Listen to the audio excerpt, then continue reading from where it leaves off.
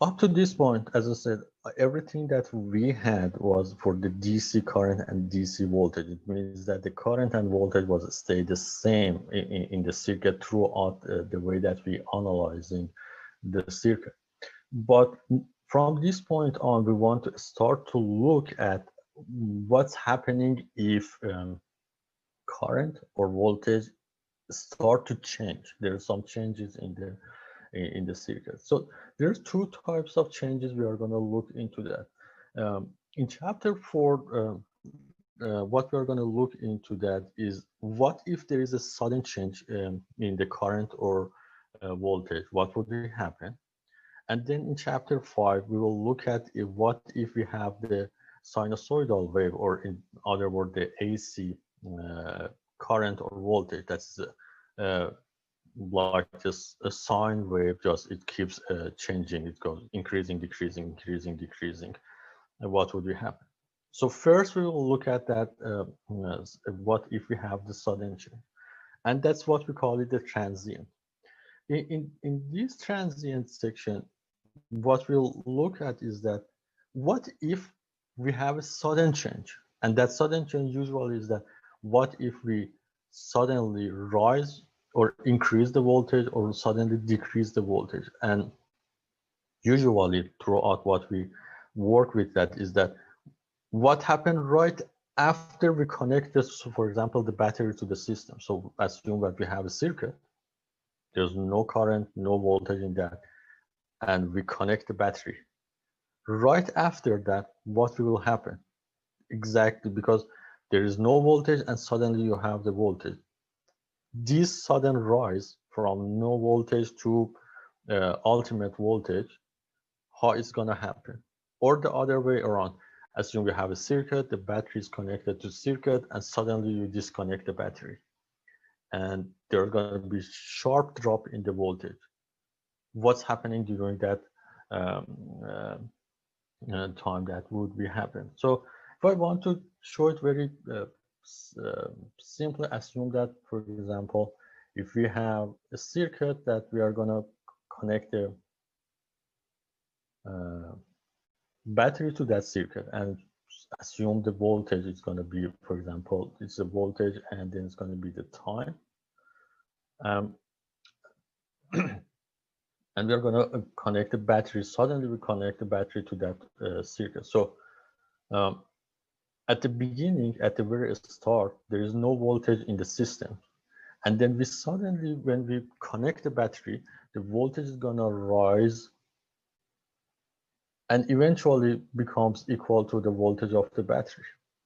This is how it's going to work. So you have sharp rise in the voltage, and eventually the voltage in your systems become equal to the voltage of the voltage that you have in the battery. Uh, so very simple like that. So assume I have the battery here, and it has, for example, the Vs, and there's a key. So the key is open, and then there is a resistance here, as like that. So at the time that when the time is 0, the key is open and there is no voltage in the system. As soon as I go ahead and close the key, as soon as I go ahead, the the voltage is going to be in the system, and eventually the voltage in the battery in the resistance is going to be equal to the voltage in the battery. It's going to become Vs. But there is a lag between the time that the voltage is 0 uh, until it becomes Vs in the resistor. So it goes as like that. So as I said, it's going to be 0 here, and then as soon as I close the key, the voltage is going to rise up, and eventually it becomes equal to Vs,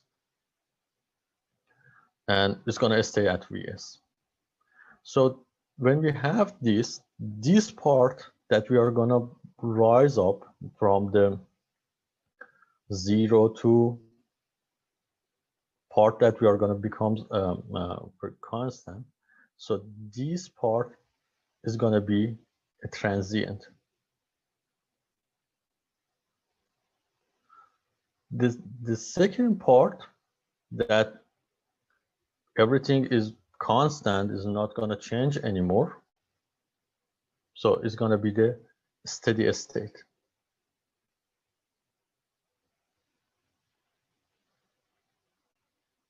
Steady state condition. So we have the sudden rise and then a steady state.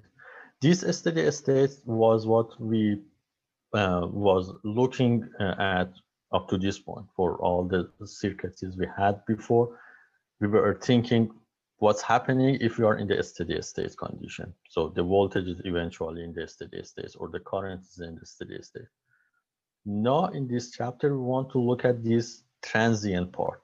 What's happening from the time that I connect the battery until it goes to the becomes a steady state, or the other way around, assume it is there, and then I disconnect the battery. So it's gonna drop very sharp to zero eventually, the voltage in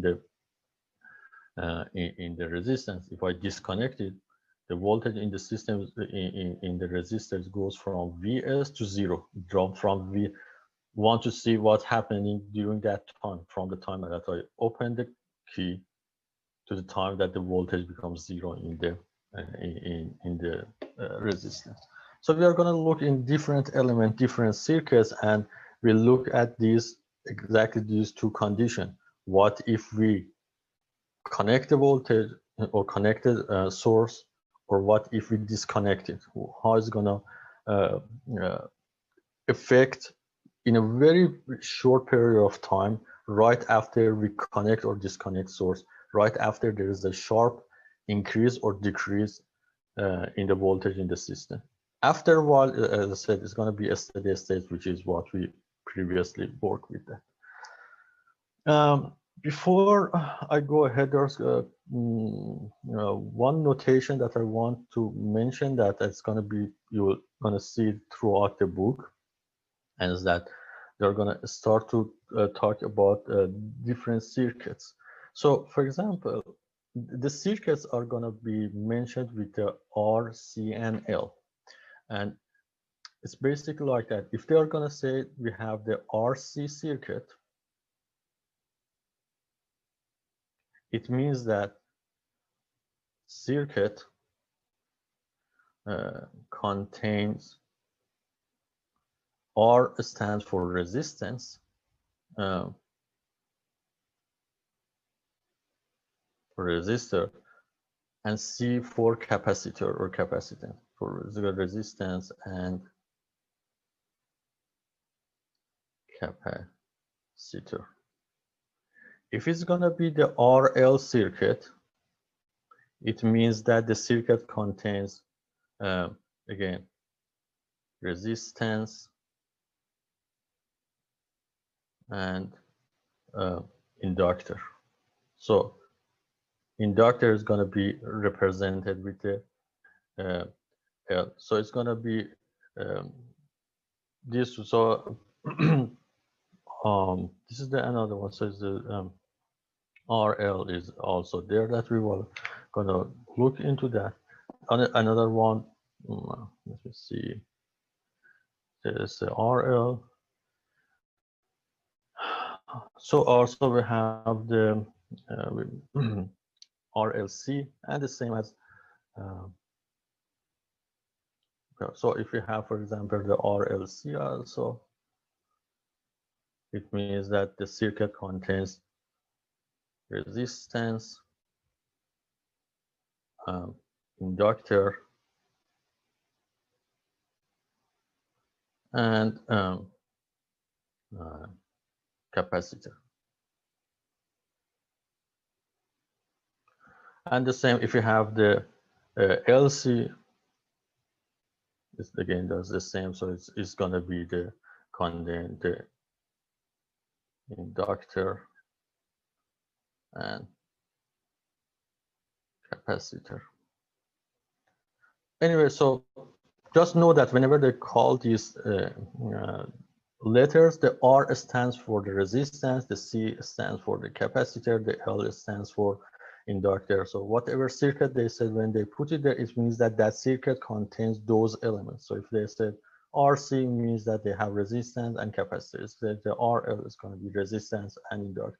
So RLC is the resistance, capacitor, inductor, and capacitor. LC the same as is the inductor and capacitor. So remember that's one way of representing the circuit when there's a that you will know that what type of circuit they are talking about.